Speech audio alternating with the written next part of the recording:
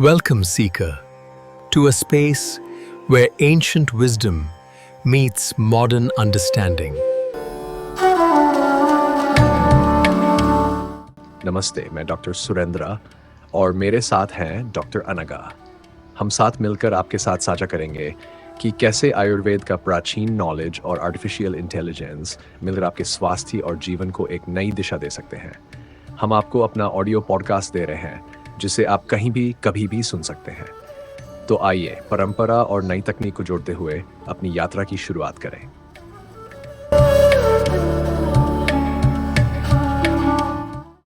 नमस्कार। आज हम एक बहुत ही सामयिक और दिलचस्प विषय पर बात करें। भारत अपनी जो हजारों साल पुरानी आयुर्वेदिक विरासत है उसे आज की डिजिटल दुनिया में कैसे सुरक्षित रख रहा है और भविष्य के लिए कैसे तैयार कर रहा है। इसमें हम आईपीआर बौद्धिक संपदा अधिकार, पेटेंट कानून और एक बहुत खास भारतीय पहल टीकेडीएल, पारंपरिक ज्ञान डिजिटल लाइब्रेरी, इसकी क्या भूमिका है, इस पर बात करेंगे।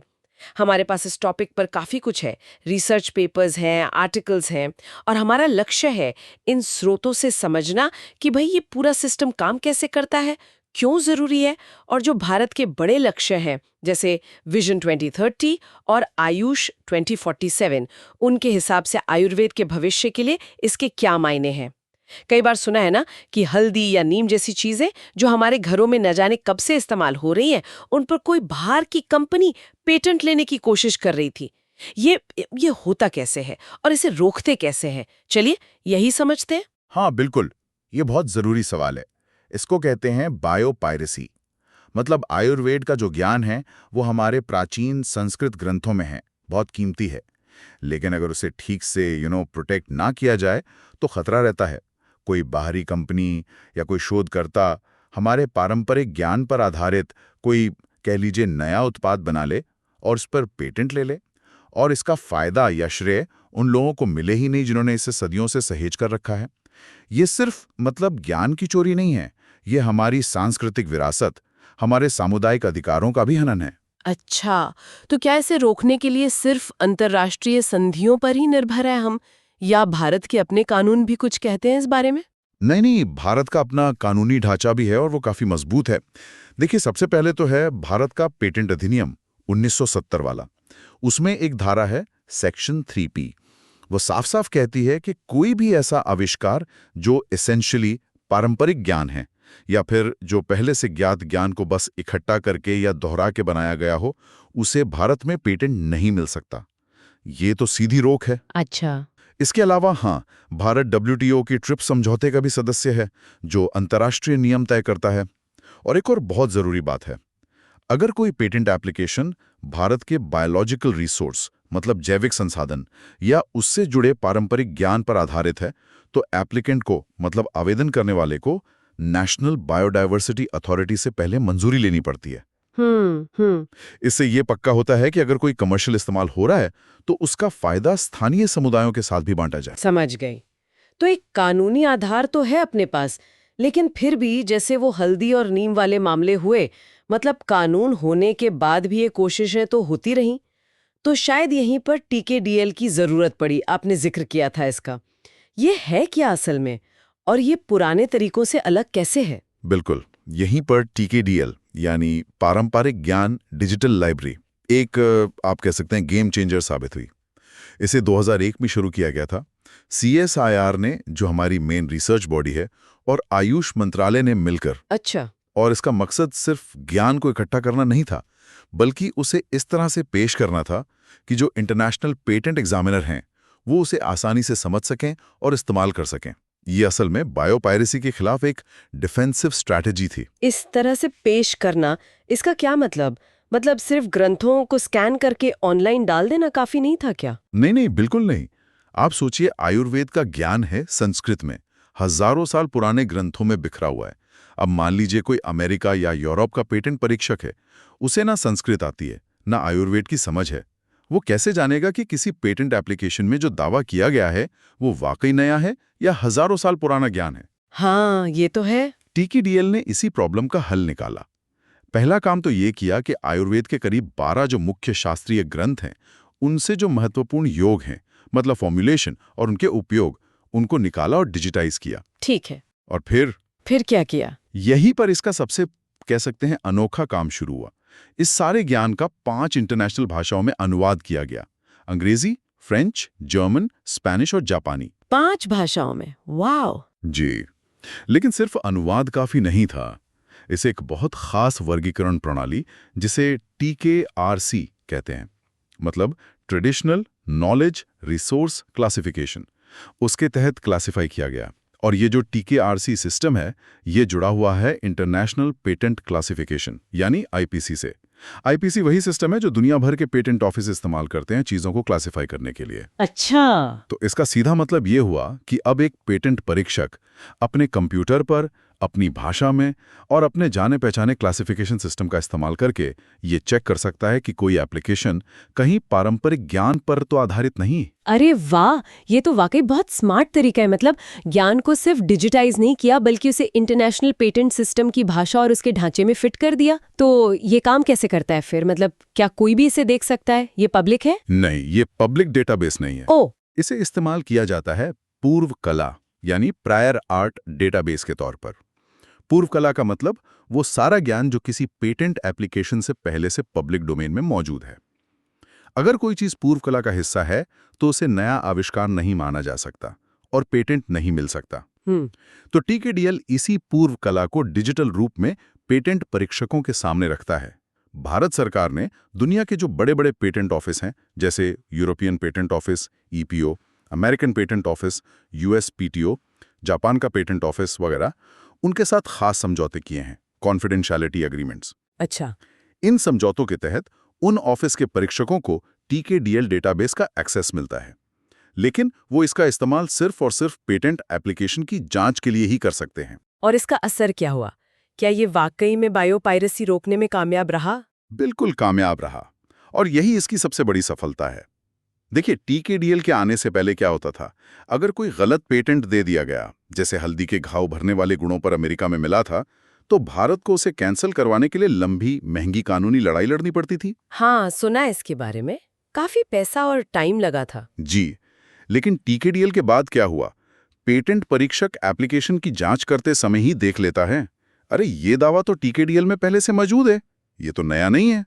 और इसी वजह से अब तक 324 से ज्यादा पेटेंट एप्लीकेशंस जो भारतीय पारंपरिक ज्ञान पर आधारित थीं, उन्हें या तो एप्लीकेंट्स ने खुद ही वापस ले लिया, या उनमें बदलाव किए गए, या फिर पेटेंट ऑफिस ने उन्हें सीधे सीधे खारिज कर दिया। 324? जी हाँ, और ये सब बिना किसी मुकदमेबाजी के हुआ। कमाल है। हल्दी वाला मामला, नीम, बासमती चावल और भी कई मामलों में TKDL निर्णायक साबित हुआ। बिना मुकदमे के 300 से ज्यादा मामलों को रोक देना, ये तो रिसोर्सेज और टाइम की कितनी बड़ी बचत है। ये दिखाता है कि अगर ज्ञान को सही तरीके से स्ट्रक्चर करके पेश किया जाए तो वो कितना पावरफुल हो सकता है। निश्चित रूप से ये सिर्फ ज्ञान का संरक्षण नहीं है, ये ज्ञान का सक्रिय बचाव है, एक्टिव डिफेंस है।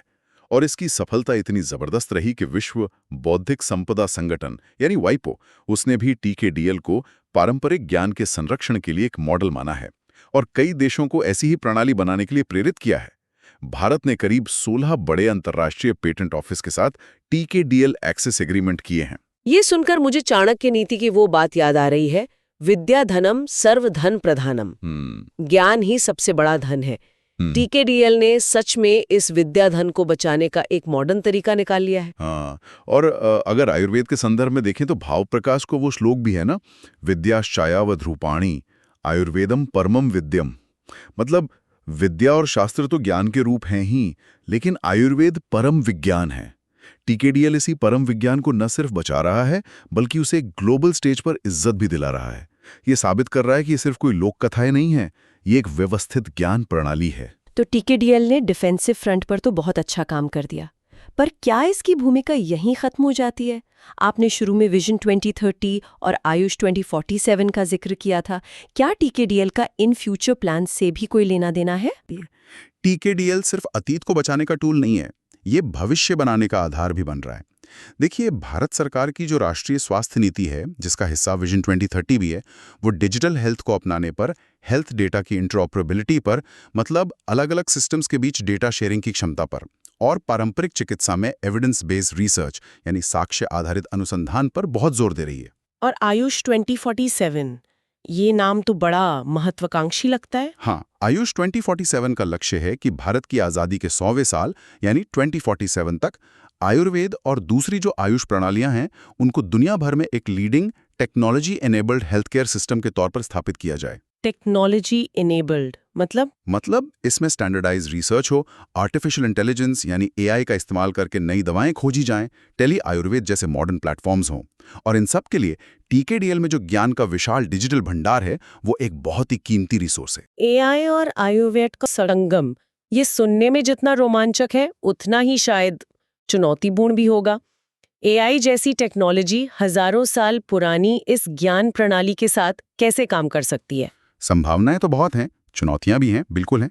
टीकेडीएल ने ज्ञान को डिजिटल फॉर्म में ला दिया है। अब रिसर्चर्स और स्टूडेंट्स इस डेटा का इस्तेमाल करके जो क्लासिकल फॉर्मुलेशंस हैं उन पर मॉडर्न साइंटिफिक एनालिसिस कर सकते हैं। यहीं पर एआई और मशीन लर्निंग एमएल की भूमिका आती है। जैसे एआई एल्गोरिदम टीकेडीएल के डेटा को एनालाइज करके अलग अलग जड़ी बूटियों और उनके केमिकल कंपोनेंट्स के बीच के जो जटिल रिश्ते हैं उन्हें समझने में मदद कर सकते हैं। वो ये प्रिडिक्ट कर सकते हैं कि कौन सी जड़ी बूटियां मिलकर सिनर्जिस्टिक इफेक्ट देंगी, मतलब बेहतर असर करेंगी, या किसी खास बीमारी के लिए कौन सा योग सबसे कारगर हो सकता है। तो ये दवा बनाने की प्रक्रिया को तेज कर सकता है। अच्छा, दवा विकास को भी और निदान और उपचार में भी मदद मिल सकती है। एआई बेस्ड टूल्स बन सकते हैं जो डॉक्टर्स को मरीज की प्रकृति, वात, पित्त, कफ और लक्षणों के आधार पर पर्सनलाइज्ड ट्रीटमेंट प्लान बनाने में मदद करें। इसे कहते हैं clinical decision support.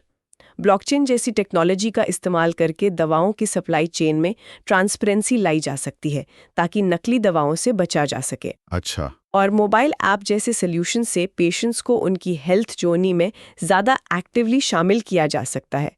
Patient engagement बढ़ाया जा सकता है। क्या आप कुछ उदाहरण दे सकती हैं कि ये टेक्निकल सॉल्यूशंस असल में कैसे दिख सकते हैं? हमारे स्रोतों में कुछ संभावित प्रोडक्ट्स का जिक्र था शायद। हाँ बिल्कुल, कुछ पॉसिबल एमवीपीज मतलब मिनिमम वाइबल प्रोडक्ट्स सोचे गए हैं।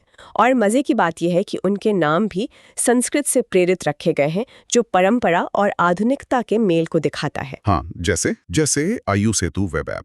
सोचिए, एक ऐसा ऑनलाइन प्लेटफॉर्म जो दूर बैठे मरीजों को एक्सपर्ट आयुर्वेदिक डॉक्टरों से जोड़े, टेलीमेडिसिन, उन्हें सलाह दे, पर्सनलाइज्ड ट्रीटमेंट प्लान बनाने में मदद करे, एक सेतु की तरह। आयु सेतु अच्छा है। स्वास्थ्य यंत्र मोबाइल ऐप, एक एआई पावर्ड मोबाइल ऐप जो आपकी लाइफस्टाइल, डाइट, लक्षणों के आधार पर आपके दोष यानी प्रकृति का अंदाजा लगाए और आपको हेल्दी रहने के लिए रियल टाइम में सुझाव दे। जैसे आपका अपना पर्सनल हेल्थ यंत्र। स्वास्थ्य यंत्र, इंटरेस्टिंग। द्रव्य ज्ञाना सॉफ्टवेयर प्लेटफॉर्म, ये एक तरह का नॉलेज इंजन हो सकता है जो आयुर्वेदिक दवाओं, योगों में कौन कौन से फाइटोकेमिकल्स हैं, मतलब केमिकल घटक, उनका पूरा डिटेल्ड एनालिसिस दे। ये नई दवाओं पर रिसर्च करने वाले साइंटिस्ट के लिए बहुत काम का हो सकता है। द्रव्य ज्ञाना, ज्ञान इंजन, ठीक है। वैद्य बॉट, ऑटोमेशन टूल, एक एआई चैटबॉट जो टीकेडीएल के विशाल डेटाबेस का इस्तेमाल करके लोगों के जो आम स्वास्थ्य सवाल हैं उनके आयुर्वेदिक नजरिए से जवाब दे सके या उन्हें सही एक्सपर्ट के पास जाने की सलाह दे सके। वैद्य बॉट, आयु सेतु, स्वास्थ्य यंत्र, द्रव्य ज्ञान, वैद्य बॉट, ये नाम और इनके पीछे की सोच वाकई भविष्य की एक झलक दिखाती है।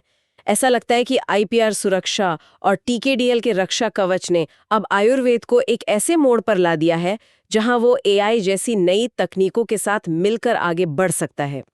तो आज की हमारी इस बातचीत से ये तो साफ है कि भारत अपने पारंपरिक आयुर्वेदिक ज्ञान को बचाने और उसे आगे बढ़ाने के लिए एक मल्टी प्रोंग्ड स्ट्रैटेजी अपना रहा है। इसमें कानूनी सुरक्षा भी है, आईपीआर कानून, पेटेंट एक्ट और टीकेडीएल जैसे एक बहुत ही इनोवेटिव डिजिटल हथियार भी है।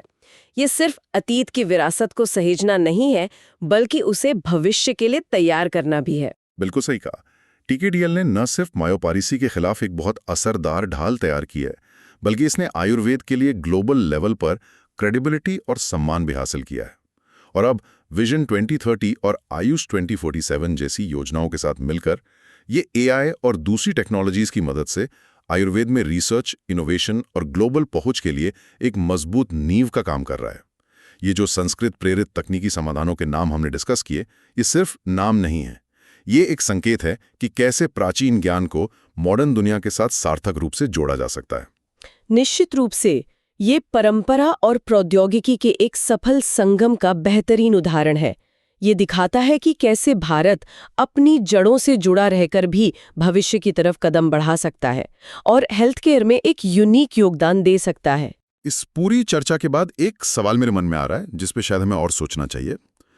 टीकेडीएल ने आयुर्वेद के लिए जो सफल मॉडल बनाया है, मतलब ज्ञान का डिजिटलीकरण, मानकीकरण और उसे अंतर्राष्ट्रीय सिस्टम से जोड़ना, क्या इससे भारत की जो दूसरी पारंपरिक ज्ञान प्रणालियां हैं जैसे योग है, सिद्ध है, यूनानी, सोवा रिगपा, क्या उनके लिए भी इतनी ही गहराई और स्पेसिफिसिटी के साथ लागू किया जा सकता है?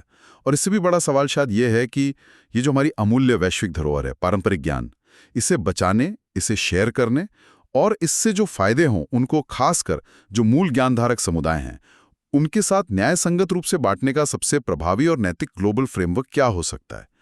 टीकेडीएल एक जवाब तो है, पर शायद ये चर्चा अभी शुरू हुई है।